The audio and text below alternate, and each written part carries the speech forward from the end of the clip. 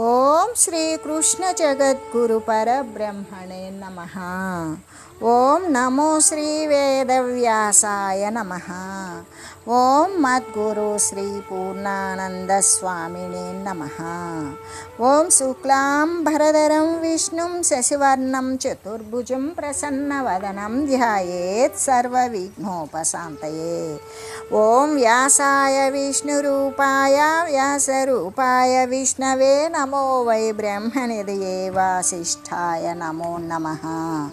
ఓం నారాయణం నమస్కృత్య నరం చైవ నరోత్తమం దేవీం సరస్వతీం వ్యాసం తతో జయముదీరయేత్. శ్రీ భగవద్గీత మోక్ష సన్యాస యోగము. అయితే ఈ యొక్క లోకమునందు అనేక జ్ఞానాలు ఉన్నవి.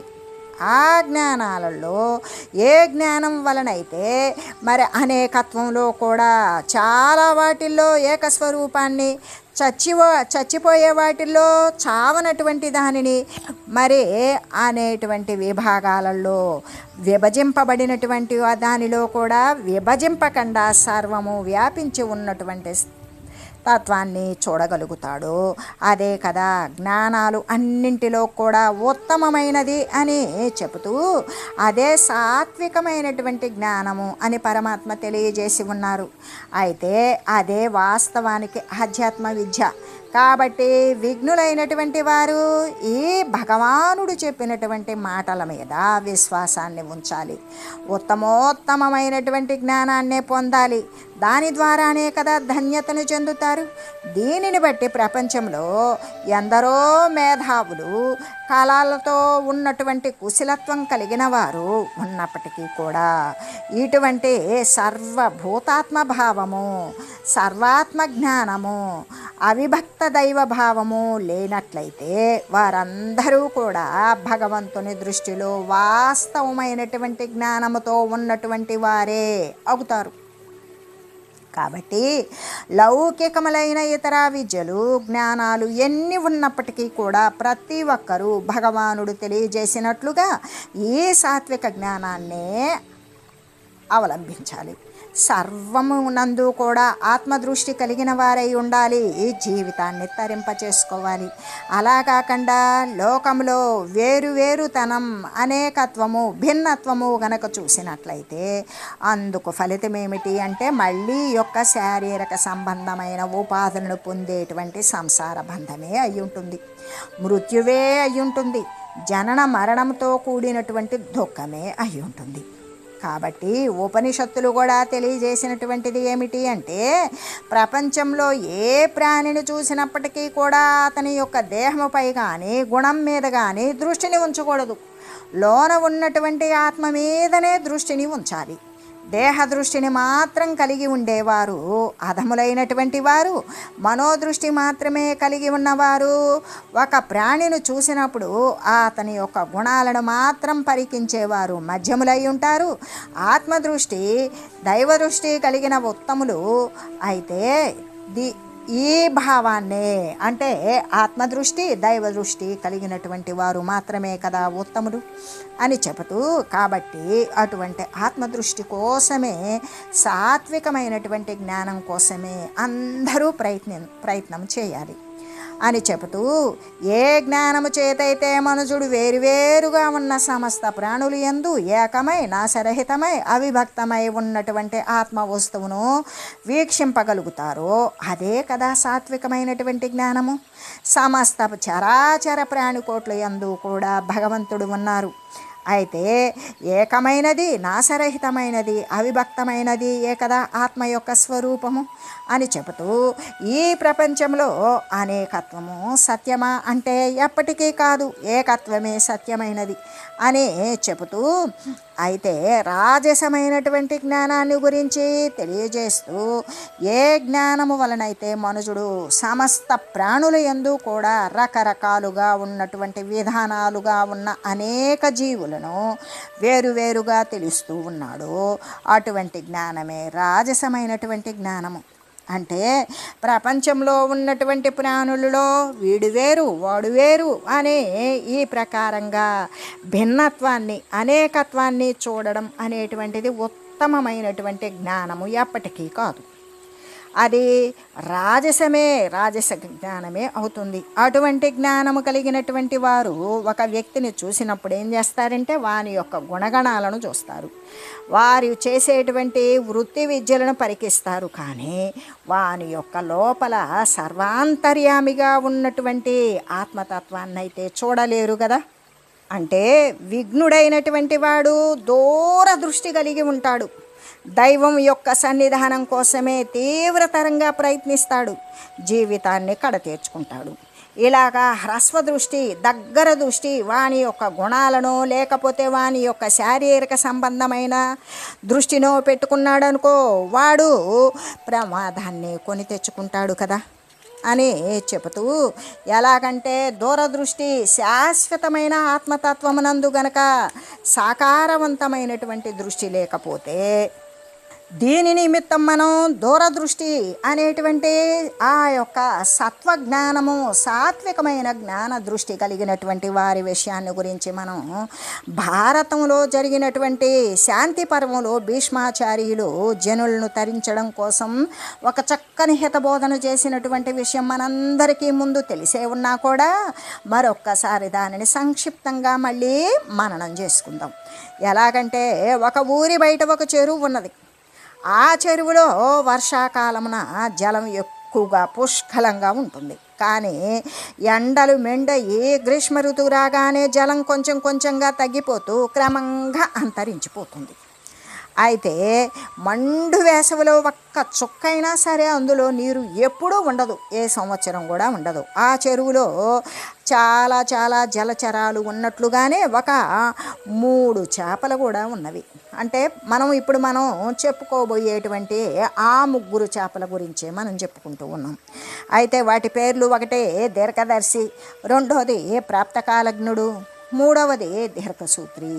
అంటే భీష్మాచార్యులు వారు తెలియజేసినటువంటి ఈ విషయం మన జీవితాలలో కూడా ఎంతో అవసరం కాబట్టి ఆయన ఎంతో అపారవారమైనటువంటి కరుణ చేత మన బోటి వారందరికీ ఉపయుక్తంగా ఉంటుంది అనే విషయాన్ని గురించే ఇటువంటి కథను ఆవిష్కారం చేశారు.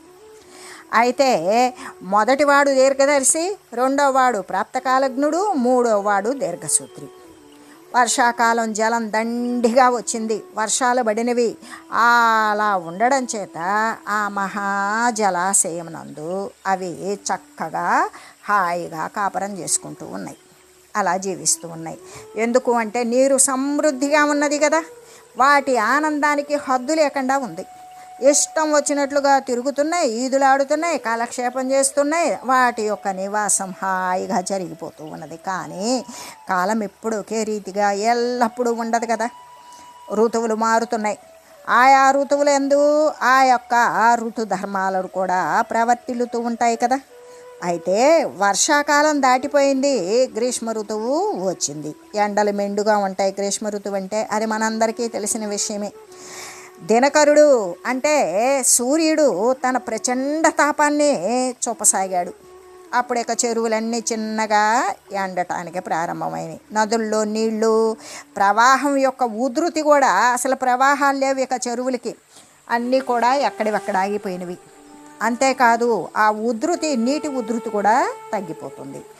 గ్రామం దగ్గరలో ఉన్నటువంటి ఆ చెరువులో నీరు కూడా ఏమవుతుందంటే గ్రీష్మ ఋతువు యొక్క ప్రభావానికి లోనయ్యి భాస్కరుని యొక్క ప్రచండమైనటువంటి తాపము, ఆ ఎండ వేడిమి ఫలితంగా రోజు రోజుకి నీళ్లు తగ్గిపోతూ ఉన్నాయి. ఇలా ఉండగా ఒకనాడు ఆ చెరువులో నివసిస్తూ ఉన్నటువంటి దీర్ఘసూత్రి అనే పేరు కలిగిన చేప తక్కిన 2 చేపల్ని పిలిచింది. ఏ విధంగా అంటే ఒక చక్కని ప్రబోధం చేయసాగింది. సోదరులారా, మంచి కోరేవాడు జరుగుతూ ఉన్నటువంటి ఆలోచనల్నే ఎప్పుడూ కూడా చేస్తూ ఉండకూడదు. ఇప్పుడు జరిగినట్టుగా రాబోయే కాలంలో జరగకపోవచ్చు. భవిష్యత్తును గురించి కూడా ఒకంత ఆలోచన చేస్తూ ఉండాలి. ఇప్పుడు వేసవి యొక్క ప్రతాపం ఎక్కువైపోయింది, చాలా తీవ్రంగా ఉంది. సూర్యకిరణాలు ప్రచండంగా విజృంభిస్తూ ఉన్నప్పుడు వర్షాలు ఆగిపోయిన కారణం చేత ఈ చెరువులో ఉన్నటువంటి జలరాశి అంతా కూడా క్రమక్రమంగా కూడా తగ్గిపోతుంది. అయితే ఇక ఈ చెరువులో నీళ్లు రోజు రోజుకి తగ్గిపోతున్నవి. ఇక కొద్ది రోజుల్లో అసలు నీరే లేకుండా పోయే ప్రమాదంతో అపహరించవచ్చు. అప్పుడు మనం ఇంకా జీవించడం ఎలా?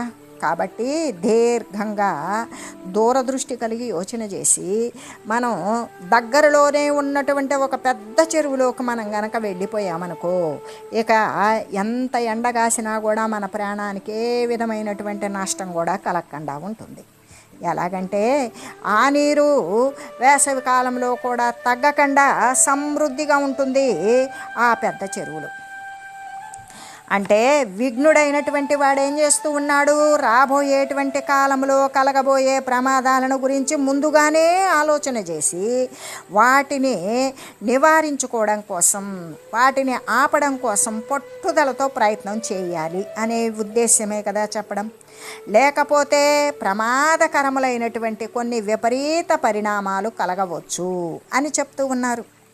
అలాగే ఈ దీర్ఘదర్శి యొక్క సహేతుకమైనటువంటి ఆ మాటలను విని ప్రాప్తకాలజ్ఞుడు అనే రెండో చేప ఇలా చెప్పింది: అన్నగారు, మీరు చెప్పింది నిజమే. రాబోయేటువంటి ప్రమాదాలను ముందుగానే గుర్తించి వాటిని నివారించుకోవడం కోసం చేసేటువంటి ప్రయత్నం మంచిది కాదు అని ఎవరు చెప్తారు? ఎవరు చెప్పరు కదా. ప్రయత్నం అందరం చేయొచ్చు. కానీ అటువంటి ప్రమాదం ఇప్పుడైతే చెరువులో నీళ్లు ధారాళంగా ఉన్నాయి కాబట్టి ఇంకా కొంతకాలం మనం ఇక్కడ నిశ్చింతంగా ఉండవచ్చు. ఇప్పుడే వలసపోవటాన్ని గురించి ఆలోచించుకోవలసినటువంటి పని లేదు. మొత్తం నీళ్ళన్నీ అయిపోయే సమయంలో వేరొక చెరువుకి మారేటువంటి ప్రయత్నం చేసుకోవచ్చు. ఇప్పటి నుండే ఆ గొడవ నెత్తిని పెట్టుకొని బాధపడటం దేనికి? అదంత భావ్యంగా నాకేం కనిపించడం లేదు అన్నది. ఆ రెండు చేపలు కూడా ఈ ప్రకారంగా తమ తమ భావాలను వ్యక్తీకరించినాయి.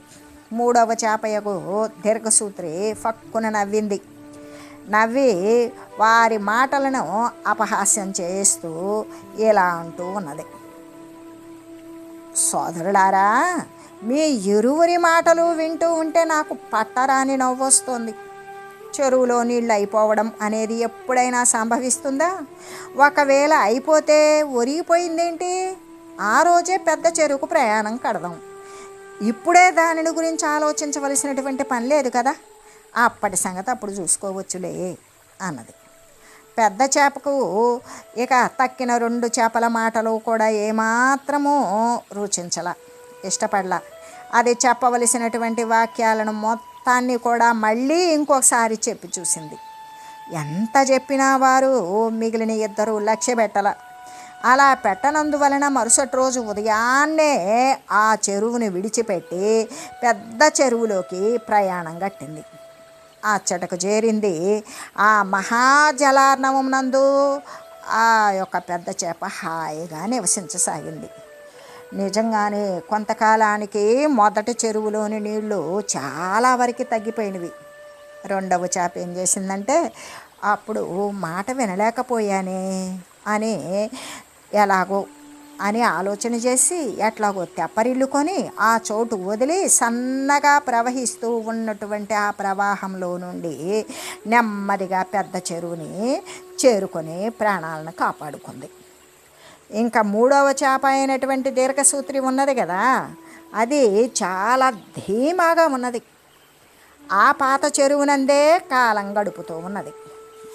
అప్పటికి నీళ్లు దాదాపుగా ఎండిపోయినవి. ఒక జాలరీవాడు వచ్చాడు, వలేశాడు, దాన్ని పట్టుకున్నాడు, తన బుట్టలో వేసుకున్నాడు. అది గిలగిలా గిలగిలా కొట్టుకున్నది. నీరు లేకపోతే చేపల బ్రతకవు కాబట్టి కొద్ది సమయానికి చచ్చిపోయింది. అంటే అసలు ఇప్పుడు మనకి మూడు చెరువుల గురించి, మూడు చేపల గురించి, చెరువు గురించి ఎందుకు చెప్పారు అంటే, ఈ ప్రపంచమే కదా చెరువు. జీవులు ఆయుష్యే కదా అందులో ఉన్నటువంటి నీరు. అంటే మృత్యువు రాకమునిపే, ఆయుష్ క్షీణించకపో మునిపే భగవంతుని యొక్క ధ్యానం చక్కగా చేసుకోవాలి అని సహజమైనటువంటి నిరతిశయానంద రూపమైనటువంటి పరబ్రహ్మము అనేటువంటి సుఖసాగరాన్ని ముందుగానే చేరి జీవితాన్ని సఫలం చేసుకునేటువంటి వాడే కదా మొదటి చేప అయినటువంటి దీర్ఘదర్శి. మరి లక్ష్య ప్రాప్తి కోసం ఆలస్యంగా ప్రయత్నించేవాడు ఏ లక్ష్యాన్ని చేరుకోవాలి అనుకున్నాడో ఆ లక్ష్యం కోసం ఆలస్యంగా ప్రయత్నం చేసేవాడే రెండవ చేప అయినటువంటి ప్రాప్తకాలజ్ఞుడు. ఇక ఏ ప్రయత్నము కూడా చేయకుండా ప్రాపంచక సంబంధమైన విషయభోగాలయందే కాలం గడిపేటువంటి వాడు మూడవదైనటువంటి దీర్ఘసూత్రి అని చెప్పబడేటువంటి చేప. అంటే విఘ్నుడైనటువంటి వాడు ఎలా ఉండాలి? శాశ్వత పరమాత్మతత్వమైన నిరతిశయానంద రూపమైనటువంటి సర్వము నిండి పరిపూర్ణ స్వరూపమైన పరమాత్మతత్వాన్ని తెలుసుకోవాలి అనుకున్నప్పుడు దూరదృష్టి కలిగి దైవం యొక్క సాన్నిధ్యం కోసం వెంటనే ప్రయత్నం అనేది చేసి జీవితాన్ని కడతీర్చుకోవాలి. శరీరం పోయినాక ఏమీ లేదు, మళ్ళీ ఇంకో శరీరం తెచ్చుకోవడం తప్ప. ఈ శరీరంలో ఈ ప్రాణం నిర్గమనం కాకముందే, బయటికి పోకముందే, శరీరం భూపతనమై పడిపోకముందే, ఇది దహనమో ఖననమో పూడ్చిపెట్టడమో కాల్చివేయడమో చేయకమునిపే, చేయడానికి ముందు ప్రాణం పోతుంది, శరీరం పడిపోతుంది, ఇవన్నీ కాకమునిపే తను దూరదృష్టి కలిగి శాశ్వత పరమాత్మతత్వాన్ని పొందాలి అనేటువంటి దైవ సాన్నిధ్యం కోసం వెంటనే ప్రయత్నం చేయాలి.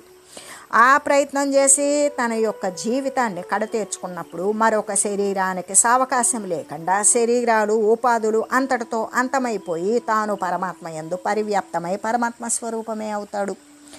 అంటే హ్రస్వదృష్టి కలిగి ఉన్నప్పుడు కొద్దిపాటి దృష్టి విషయ సంబంధమైనటువంటి వాసనలోనే శాశ్వతము స్థిరము అని నమ్ముకుంటే వాడు నిజంగా కూడా అనేక ఉపాధులను పొందుతూ సుఖదుఖాలను పడుతూ ప్రమాదాన్ని కొని తెచ్చుకుంటాడు కదా.